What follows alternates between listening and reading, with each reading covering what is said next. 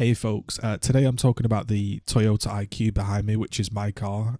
This is my example, and the EGR valve. I've just had it all sorted from the mechanic that I went to, and I'm just going to run you through some of the issues I had and if it fixed it and if it made any better. This is a video I would have liked to have seen online, and it didn't exist, so I'm making it. So if this helps, thumbs up and leave a comment. So I went to an actual engine centre that diagnose engines properly. I didn't go to a random mechanic. I didn't go to a main dealer, although I did contact them, which I'll let you know about. And they were doing some diagnosis. Now, I've already kind of diagnosed the problem myself, which we can talk about, but I'll run you through what my, feelings were. So this is my first car that I own.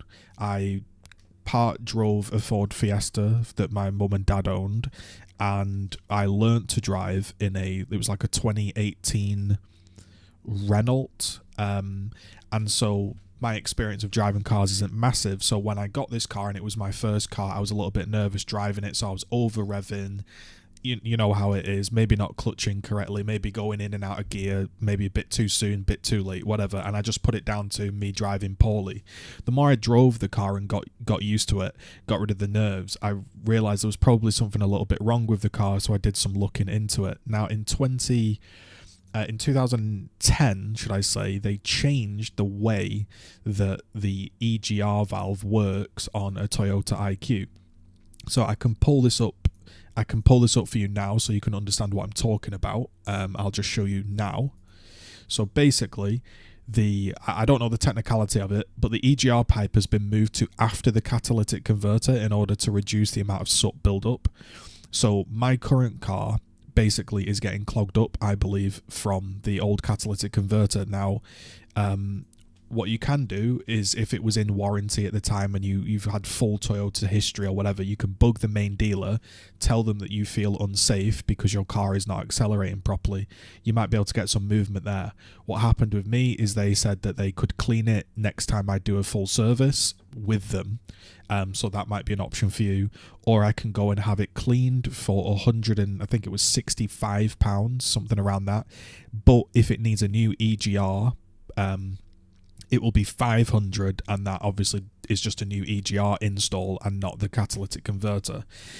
So my best bet, I believed, was to clean it. So how do you know if you need it cleaning, or if there's anything wrong with your car? So my experience was, again, kind of getting used to being in a new car and driving it on my own. I didn't think there was anything wrong with it. The more I drove it, I noticed that when I was going up hills, the car's slow, it's not very powerful, but it simply wasn't pulling. Like, I could be going up not a big hill, a slight hill in third, and it would be telling me you need to drop a gear and get in second. And honestly, even sometimes in second on not even a big hill, you could go into first because there was a complete lack of pull, especially if you had a passenger and any kind of like luggage or whatever. It would be even worse. When I'm setting off in roundabouts, the reason that I started to look into this problem was, obviously, when you're coming up to a roundabout, you're approaching, you're slowing, you're going into second, you're looking, can I go? Sometimes it just happens that the car isn't making it obvious where he's going, so you slow, then you're like, oh, it's clear, I can go. And you're going so slow, your revs have dropped, you put your foot down in second, the car's just not moving, and you feel like you're getting stuck on the roundabout or wherever you're trying to nip away from. And it felt dangerous, and it started to make me not like driving the car.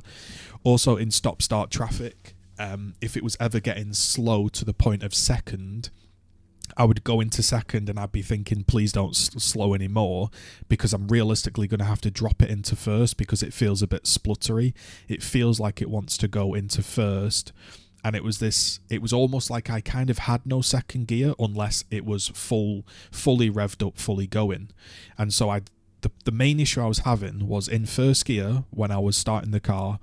I felt like I had to over-rev in first to get my revs high to get into second, to make second feel responsive.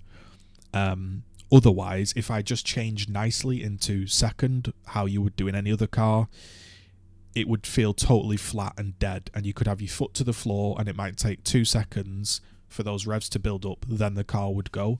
And so it just didn't feel quite right. And again, I did some digging around online, which I can show you.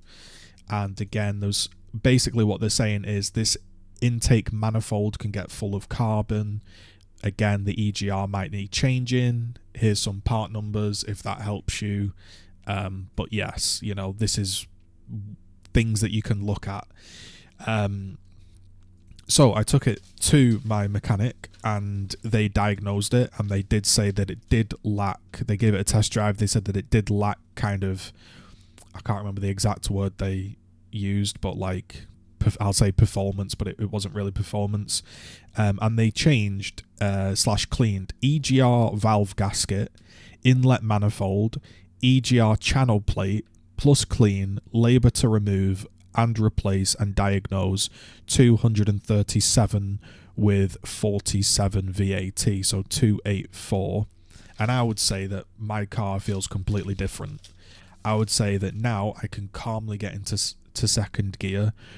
Yeah, it's a slow car, but if I'm going trundling along in second and I have to put my foot down, put your foot down, and half a second you're picking up speed and you're going. The absolute main difference for me with the EGR valve being cleaned and sorted was the car feels like it's rolling. I'm not a car guy, so maybe somebody in the comments can explain why this happens.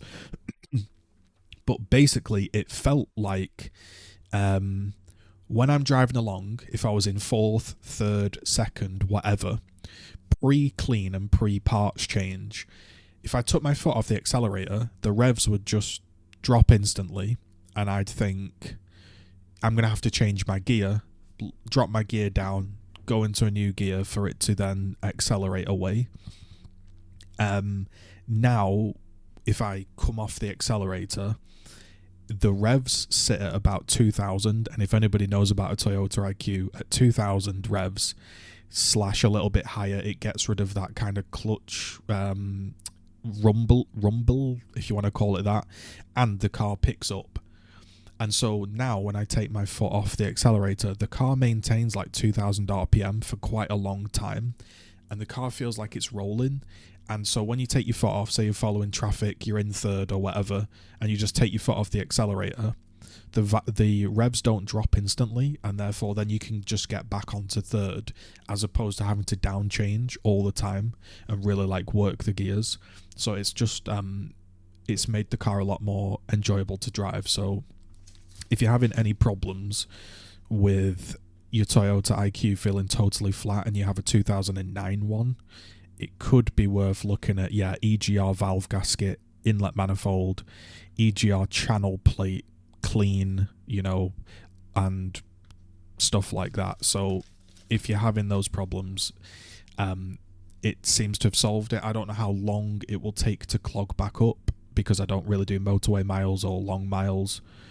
And obviously the catalytic converter / pipe position is still the same because it's not been changed, so it will eventually clog back up, but it's currently got like 80,000 miles, so probably it will, most likely the car will die before it clogs back up again, I imagine. So yeah, there we go. Hopefully that helps someone.